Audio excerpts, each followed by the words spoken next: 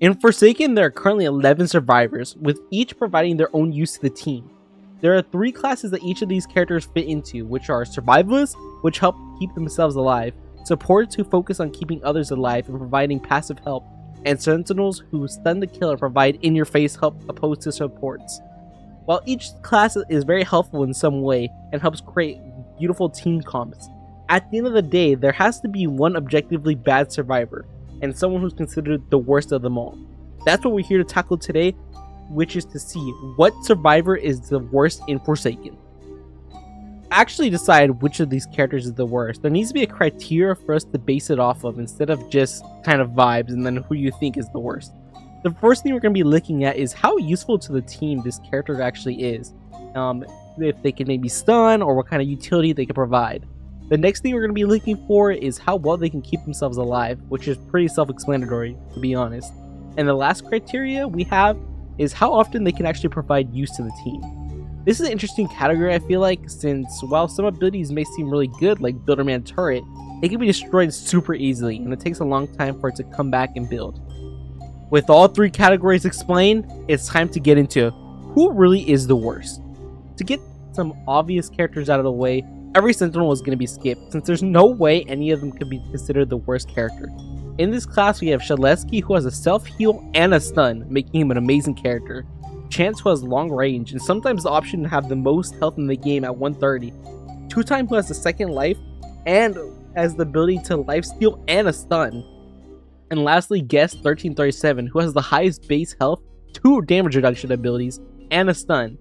None of these characters fail any of the criteria since they could constantly help the team get use and have no prerequisites really needed. With the Sentinels out of the way, there are 2 classes left, which are the Survivalists and Supports. And to make the easy one get out of the way, Veronica is another survivor taken out of this competition, since she's objectively amazing and one of the strongest characters in the game currently, which leaves us with Noob, N7, Elliot, Dusakar, Builderman, and Taff. Another character who I think could be taken off this list is Elliot, since his pizza provides great value to the team and Rush Hour gives him survivability. While even though the pizza cooldown may be high, he still is one of the only 2 characters who can heal. Taff, who is also regarded as the worst character in the game for some time, can also be taken off this list. The amount of help Taff could do is crazy strong if the player using them knows what they're doing, and with the introduction of Guest 666, Taff being the perfect counter to him really boosted their status in the game. While Taff may struggle in a chase if there's no traps to help them currently, and there's not a lot of people, they can provide enough survivability for a good player. This leaves us with 4 characters remaining, which are Noob, N7, Builderman, and Dusakar. Honestly, this next character was kind of shocking for me, and I can't believe that I took him out this early. And I think the person who decides to be taken off this list is Dusakar. The biggest problem he faces is that he has no survivability and requires teammates' help constantly. While this is big, I feel like the upsides Dusakar provides outweighs the negatives, since there can be constant help, either with a shield that can cancel out whole abilities like Gashi Wound or Guest 666 Pursuit, or the laser which helps someone take a hit and gain speed and even slow down the killer. The constant level of support and help he can provide is just unmatched, since a good player looping him can almost survive any situation solely because of a good Dusakar. This next character was kind of hard for me, and I have a mix of feelings about it, but I think I have to take Noob off the list, since to be honest, I think he's just a better version of N7 in every way. With N7, your whole hope is just that the person you're playing against does not know what is happening and loses track of the real one, giving you time to TP away. While, this sometimes may work, if you're playing against an experienced killer who won't lose track of you, Noob is the way to go. His abilities can actually be used in chase and is way better during last man standing. While Noob doesn't really help the team at all, Survivalists should not really, and Veronica is just an exception to this rule. This means we're down to our last 2 characters in Forsaken, both who really struggle. Builderman and N7 are currently in the worst spots of the game, and I find it really hard to believe since I consider Builderman an amazing support.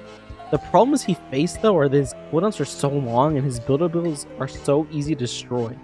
The good thing is that thankfully he does provide help to the team, even if limited. While he's completely outclassed, currently in the support section, I still have to say I'd rather have a Blitterman on my team than an N7, since he does nothing for anyone but himself. Honestly, the one thing that makes Blitterman not the worst is just the fact that he's a second character who can actually heal and does it in groups instead of Elliot's single burst. N7 struggles so heavily against anyone who has a brain, since the clone is so obvious if not done actually perfect. This, along with TP taking so long to actually use and such a long cooldown, leaves you doing nothing almost the entire game. Every single other character can at least do something during the duration of the game, but N7 relies on such specific conditions to be met, he's useless in almost all situations. The only good thing that N7 can do is use the clone to occasionally body block abilities like Poke Dash, Nolly Dash, and sometimes Guess Grab. But besides those 3 occasions, body blocking does not work, since it will not take priority if it has less health than you.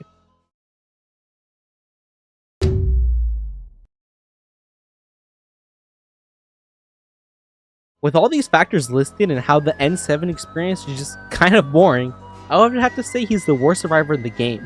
Before Veronica, he had one of the fastest ways to get to the other side of the map, but with her introduced, he's just kind of fallen off.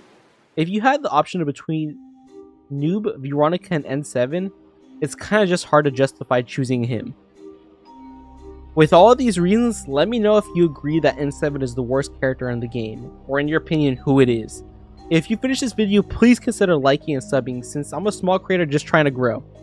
Before I get to the end of this video, I want to talk directly to you. And I don't know, I feel weird making videos about Forsaken a little bit. It never sat right with me how the whole situation went down. And I'm trying to broaden my content, but I really don't know what to do. When I first started making shorts and stuff consistently, I really just went in for Forsaken since I had so much fun with it. But controversy after controversy, I've started to lose a little interest in it. But I just don't really know what other videos to make, I guess. I've tried other ASIMs and I really am starting to like Doomed by Fate. But I just wanted to ask, what do you think I genuinely should do in this situation? Like, it's a little weird being so transparent, but I've based my whole channel around this game, and I'm not bored of it, I guess. But I don't know, the spark isn't there anymore. I feel like I've kind of lost trust in the devs. So I'm asking you directly, what would you want to see for the future of my channel? I think I'd be fine making any videos, to be honest. I don't know if the algorithm would really, appreciate that with the sudden switch. But I've slowly started to try to broaden my postings for different genres. I'm trying to do it for long form too. I just have these videos stockpiled up. But I am just really curious what you think I should be doing. With all that said, I'll see you in the next time. Bye!